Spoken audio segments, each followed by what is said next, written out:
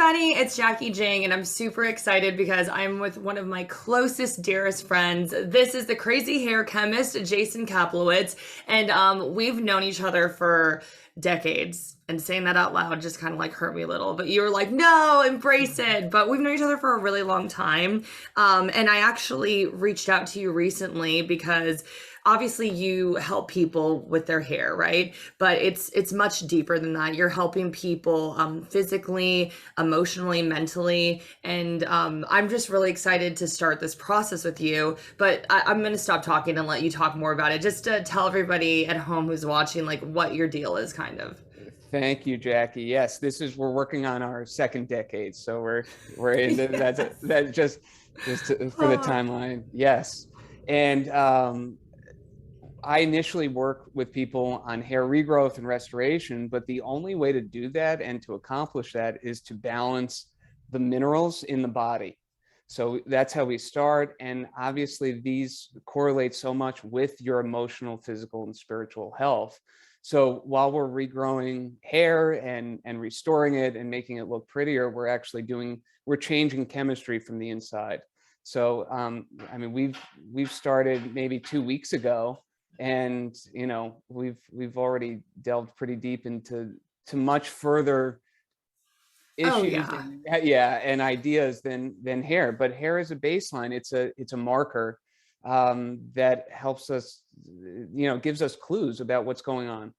Well, I think it's interesting because, like when I initially reached out to you, my friends were like, why are you like talking to someone about your hair? Like you have great hair. And I was like, well, I have had friends who had great hair and then they started suffering from hair loss and everything like that. And I was like, I wanted to reach out because I wanted to prevent it from happening, Mm-hmm. And it was interesting because when we started talking, I was like, what shampoos and like conditioners should I be using and stuff like that. And then you were like, yeah, that's like just very surface level. Like we have to go so much deeper than that. And I don't know, like I know it's a very in-depth process and it's super cool. Like I just got started, but you basically take like a hair sample and you do some analysis, but then from there it's really just setting someone's life up to heal from within, I think. Do you think that's accurate? I don't know. I don't know if I described that well. That was really articulately Oh, good. said. Yeah, and that's what we will delve into. I kind of always joke that doing a hair mineral analysis is a great precursor to anyone that you're about to date, because you can see them, you can see what's going on the inside. But there's a lot of emotional ties. I mean, there's things that we do to protect ourselves, to protect our hearts, and it actually changes chemistry. For example, we can build a calcium wall. We become calcified, and that actually hardens our shell to interact with the outside world. That also affects hair. So I mean, it does go much deeper, as we both quickly realized, delving into this. And I also never know exactly. I know what the end goal is to augment and make your hair better, but never exactly know what the emotional journey is going to be like. So that's what excites me about coaching in general. Yeah, I think like when we did our initial consult, you were like, okay, we're gonna have to like see what's going on with you internally, like literally like the minerals, right? And Right. what was like actually like I guess in a chemistry way of speaking happening, but also, what I really liked about your program is like you were like, okay, you need to start meditating. You came up with a food plan. Like there's just so many layers to it. And actually, I don't know if you want to do it now, but breathing is so important. And Yes. I've actually really struggled with breathing my whole life. I'm very hunched over and I don't breathe. I actually, this is kind of crazy. I don't know if I told you this, but I had a CT scan done and they were like, the bottoms of my lungs are deflated because I don't even breathe deeply enough for them Wow. to be filled. And I don't know if that comes from volleyball. You know, you used to be a swimmer, you know what I mean? So, you know, like you're kind of in that fight or flight mode when you're in those situations and you're breathing. I don't know about if you guys doing a lot of mouth breathing, but we were for sure. You know, we were like hunched over and like, you know, I'm still like that. But I've recently tried to really focus on my breathing and it's been really hard for me. Like it's my body has just been conditioned to not take full breaths. And actually, so when you told me you wanted to do like a breathing technique, I'm like, man, that is something that I'm really trying to focus on. To add to that story, I definitely have a deviated septum and I can't breathe really well out of my nose. But I've been trying to do yoga and doing a lot of nose breathing and stuff like that. But I don't know, maybe you can elaborate because I know people think breathing is not that big of a deal, but I think it's actually shaped my whole like mentality and really had an impact on my anxiety levels. So, Oh my gosh, yeah, 1,000%. And to go back to the athlete thing, yes, it is fight or flight. We are mouth breathing a lot. We're not fully inflating, but we're exerting so much that we're not actually building up enough CO2 mm, in our body that we're kind of inefficient. So you actually see this happens a lot with swimmers. Where their dental health is not very good because mm. they actually don't have enough CO2. They're constantly blowing it off, and they have all kinds of cavities and things. So Interesting. Wow. yeah, I mean, breathing should be, kind of 101, a taught thing for all athletes. And that deflation, that's really interesting. We'll actually work on something. This is, I learned this from Dr. Andrew Huberman. Um, and I was mentioning to Jacki earlier, anytime that I get nervous, there are all these techniques. There's Wim Hof, there's Buteyko, which is, part of the program. That's, you might have gotten that module yet in the course, but there's something that's very, very quick acting. Why don't we do a few of them I'm just down. to, I'm yeah. definitely down to do a breathing technique. All Like right. that is probably one of the like biggest areas that I need improvement. So yeah. So this is, and you'll find that I think cats do this a lot. Dogs might do it also, but after a stressful event, they'll do something called double breathing. And this is where the technique came from.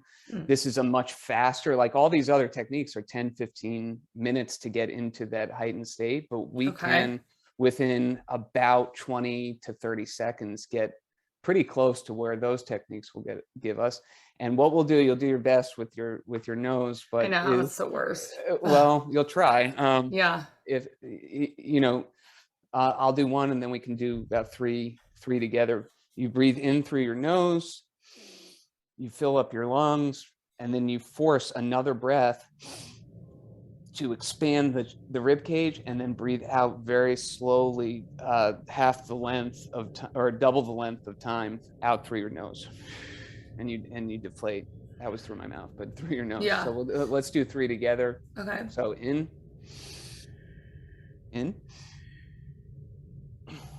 exhale.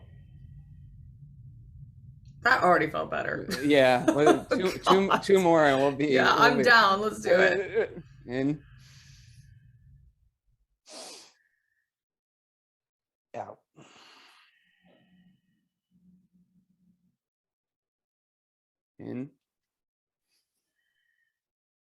in, out. I feel so calm. I know this sounds silly. Like people don't really like they aren't experiencing that. I literally feel like 20 times calmer. That's Isn't it? wild. It's It's crazy. it's crazy. Maybe they did it with us. I'm sure they do know Yeah, exactly. do it with Yeah, us. yeah, um, I just yeah. can't emphasize how I don't know about you. I just wish that somebody had taught us this when we were like so much younger. Especially Mhm. like I said, we were playing Division 1 sports and we were like totally stressed out all the time. And I Totally. wish I had access to that stuff. I'm happy I have access to that stuff now, but the breathing, like it's so uncomfortable for me to breathe out of my nose. And then whenever I do it, I'm just like, is this how normal people feel?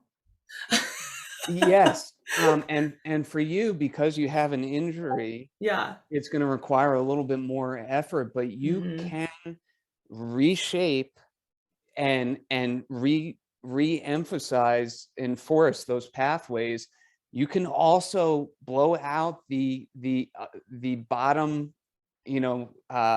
section of your lungs, the lung tissue, Mhm. and you can actually improve that.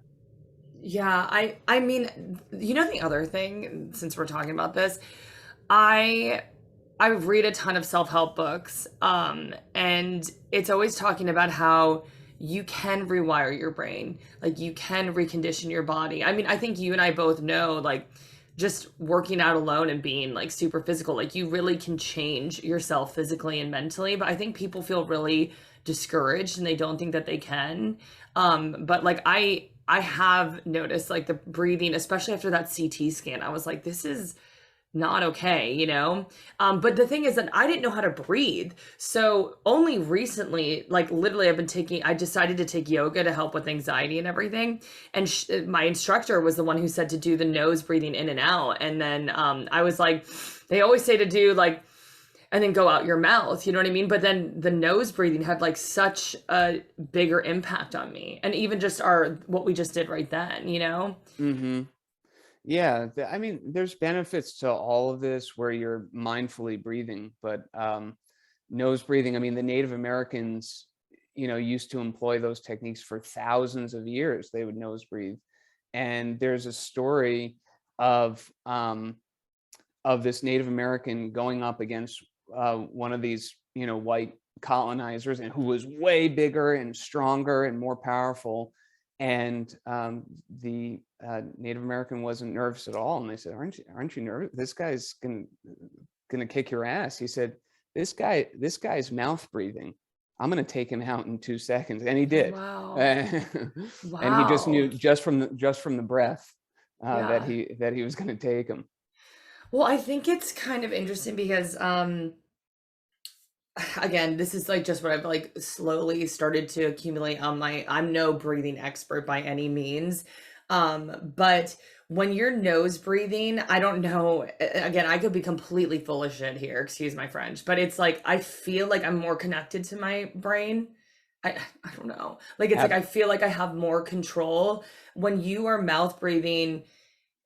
You're just I feel like I'm constantly in a state of panic, which sucks. Like it's like I gotta get that sorted out. all the research you just said supports exactly that. Mhm. Everything points to that. It's very true. So I like this like double breathing technique. I guess like is there anything else that you'd want to tell people like at home? Like what are things that they should be focused on with their breathing? First and foremost, like you got to sign up with Jason. This is like literally touching the surface, you guys. Like we've had really in-depth conversations. I mean, he's basically going to counsel your life, you know what I mean? So like he's helped me with boy issues. He's helped me with like trauma I've dealt with in the past. He literally has got me on a completely new food plan, and it's wild. And he's got little secret techniques and stuff like that. Like I got my salt, I got my tartar. I'm gonna talk to you about that Yeah, later. The people at y- home don't know about that yet, sure. but Yeah. yeah, but I think like if we want to wrap this one up, just like with like how people can address their breathing issues. I know for me, I definitely want to know that double breathing thing. I'm going to start incorporating for sure, but I don't even really know where to start. And I'll be honest, after the lung thing, they gave me this weird breathing contraption. I don't know if you've ever seen them. It's like two pipes and you breathe into it and it like goes up and down. And I was like, what the am I doing? Like it Yeah. just and your mouth breathing.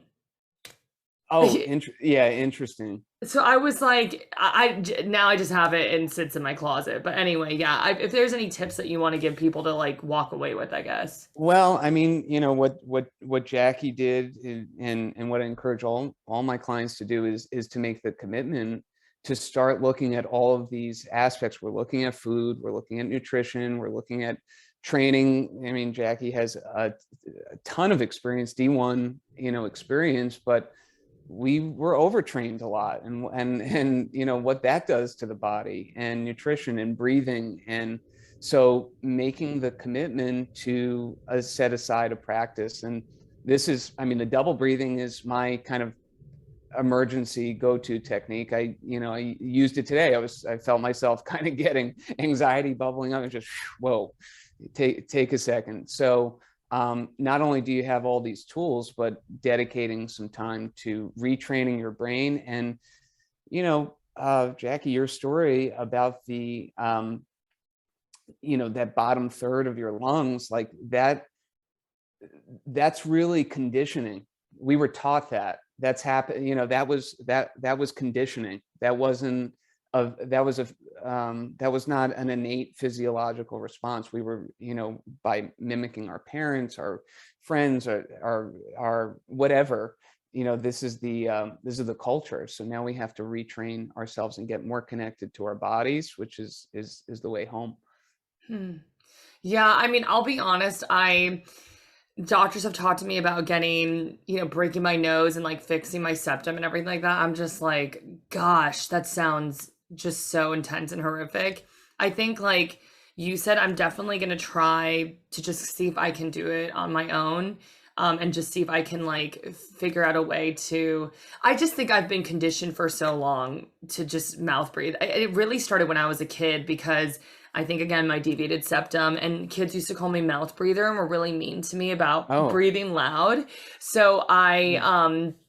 I think that kind of put me in the fight or flight mode because I just learned to breathe so people wouldn't hear and it just like in a constricted way and it just stayed for the rest of my life. Wow. Yeah. Yeah. Well, I mean, just the exploration of this is profound growth, like that story, connected to what you're doing now, which is changing the script. Yeah, I mean, I hope so. I mean, I think I'll definitely incorporate the double breathing. Would you say, I mean, maybe like, I know he heavily encourages meditation. I mean, maybe just, dedicating like 20 minutes to really focusing on breathing with the meditation, or what would you Yeah. say? Yeah. Yeah. I mean, there are certain techniques that I teach in my course. One of them is Buteyko, which is really a take on Native American breathing. But these breathing techniques help you regulate the autonomic nervous system, the parasympathetic and sympathetic nervous system. It gets you into a state. And then the goal of meditation, which many people kind of jump to, is, this state of nirvana and bliss. And that's not really, that's I mean, I'm not there. I constantly have thoughts coming up across the canvas and going forward. But how do you regulate your body is through breath. So having a dedicated practice to 10 minutes a day. The research shows just 10 minutes a day can absolutely change all of this physiology. I think the big thing is that we have been, I think now things are getting a little bit better. But and again, maybe this is just me again, but I didn't know any of this stuff. And then I think like maybe in the last year, I was like, you know what? I want to be the best version of myself. Obviously, we want to be kind and nice and good and everything, but it's like I want to be the best version of myself physically too. And we don't listen to our bodies and we listen to what everything is out here. And honestly, people don't even address breathing or mental health, or especially when you and I were like in college and stuff like that and younger. You know what I mean? Like I think it's evolved. It's still not really there yet, though. I still feel like sometimes I feel like I'm talking a foreign language to someone, and then it makes me kind of sad because I'm like, man, I have so much work I need to do, but at least I'm recognizing it, like that I need to do that work. But there's so many people out there who are like, this is just the way it is. I can't fix injuries. I can't fix breathing problems. I can't fix this stuff. And you know what I mean? Like they just think that's the way it is. And I think like the biggest thing is like you can rewire your brain. You can change your body. You can do that stuff. I don't know how we get that through to people, but like I know I'm super excited to have signed up with you and Mm. I'm like, let's go. Yeah, So yeah. No, we're doing it. This is awesome. And to go back to one of your points is that there's a disassociation with the body. I mean, even in our culture, we say we have a body, but we are a body. So the way that we breathe, the way that we feel inside, our physical pursuit will improve our mental and our spiritual. It's all one. So Mhm. you can't do, and it's the same thing with the hair. I can't fix somebody's hair, and you don't have, a real serious problem. But someone who has, I can't fix somebody's hair without addressing all three. 100%. And I think that Yeah. was like the craziest thing was when we started talking. I was like, okay, what shampoo and conditioner do I need to use? And you were like, yeah, that ain't it. Like, Right. you were like, we got to go much deeper than that. But anyway, thank you so much for taking the time to chat with me about this. And I know we're planning on doing some more like podcast style, just us like frankly just like shooting the beep, about this Yeah. stuff. But I really Hmm. appreciate this, and definitely am going to focus on my breathing. But again, for anybody watching at home, please make sure you hit up Jason. Again, it's not really even a hair thing. It's more of a wellness and life coaching thing. And I'm just really happy that we've reconnected and we're working on this. So, Me anything you too. want to say to people watching at home? No, thank you, Jackie, for having me. And yeah, this was awesome. Many, many more to come. And it's getting real every time. So. Yeah. Aw, all right. Bye, everybody.